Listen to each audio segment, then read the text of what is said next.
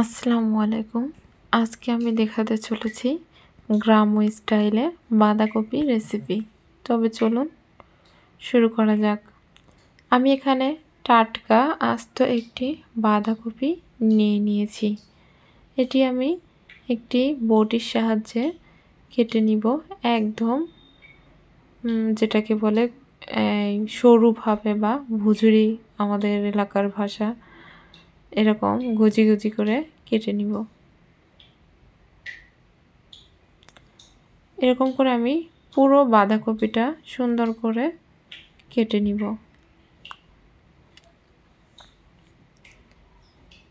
এভাবে আমি কেটে নেওয়ার পরে আমি এখানে রুই মাছের মাথা নিয়েছি।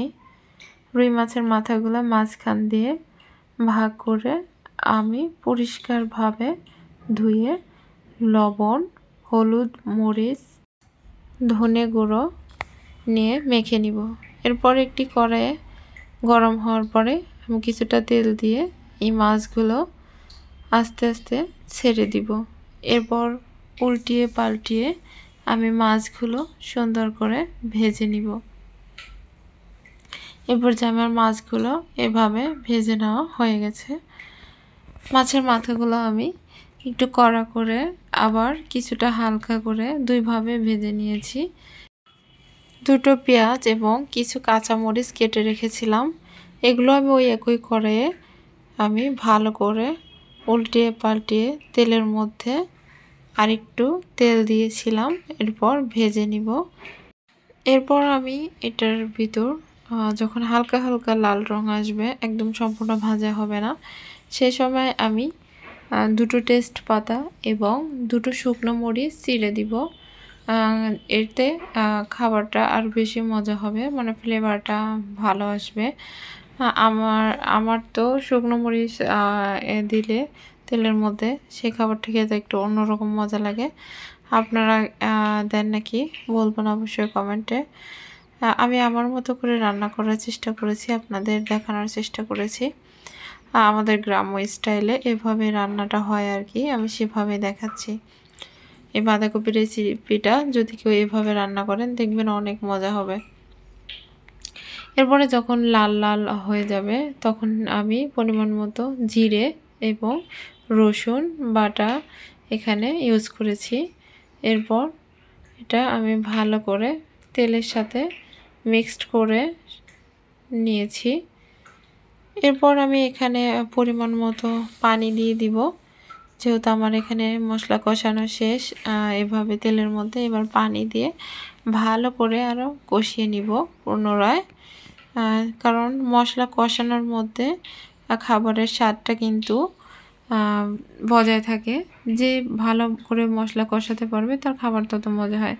এখানে আমি পরিমাণ মতো লবণ নিয়েছি, এরপর হলুদের গুঁড়ো, আর তারপরে মরিচের গুঁড়ো এবং জিরের গুঁড়ো বা ধনে গুঁড়ো, এগুলো সব দিয়ে আমি ভালো করে নেড়েচেড়ে যখন মশলা কষানো হয়ে গেছে সেই মুহূর্তে আমি ভেজে রাখা মাছগুলো এর মধ্যে দিয়ে দিয়েছি।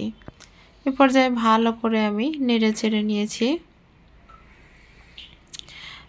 নাড়াচাড়া করা যে পর্যায়ে হয়ে গেছে, অনেকটা কষানো হয়ে গেছে মাছ সহ, দেখুন আমি কিন্তু পরবর্তীতে আর এক্সট্রা কোনো জল দিইনি, বা এখানে আমার আর এক্সট্রা জলের দরকারও হবে না। এ পর্যায়ে কষানো অবস্থায় আমি এখানে বাঁধাকপি, কেটে রাখা বাঁধাকপিগুলো বা কুচিয়ে রাখা বাঁধাকপিগুলো আমি দিয়ে দিয়েছি। এরপর আমি নেড়েচেড়ে ভালো করে বাঁধাকপিটা সিদ্ধ করে নেব। এরকম হয়ে গেলে দেখুন, যখন এতে কোনো ঝোল থাকবে না বা কোনো পানি থাকবে না, বাঁধাকপিটা সিদ্ধ হয়ে যাবে, এই পর্যায়ে আমি এখানে পিঠুলি ইউজ করব। আমাদের এলাকার ভাষাকে পিঠুলি বলে, এটাকে আপনাদের এলাকায় কি বলে একটু কমেন্টে জানাবেন। এটা হচ্ছে আপনি যে কোনো আটা বা ময়দা ইউজ করতে পারেন। পানিতে হালকা এরকম গুলিয়ে তারপর এই রান্না করা বাঁধাকপির উপরে ছেড়ে দিতে হয়।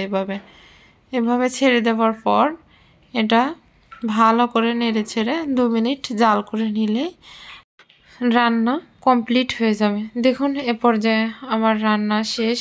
দেখুন দেখতে যতটা মজা বা লোভনীয় হয়েছিল, খেতে কিন্তু তার থেকেও বেশি মজা হয়েছিল। আসলে এই বছরে এবার আজকে প্রথম আমি এটা বানালাম। আমাদের এলাকায় এটাকে পিঠুলি বলে, আপনাদের এলাকায় কি বলে অবশ্যই জানাবেন। এটা খেতে কিন্তু অনেক মজা, আমি জানি না, আমার কাছে তো অনেক মজা। পার্সোনালি আমার হাজব্যান্ড, আপনাদের ভাইয়াও অনেক পছন্দ করে। তো আমার চ্যানেলটা সাবস্ক্রাইব করে দিবেন। সবাই ভালো থাকবেন। আল্লাহ হাফেজ।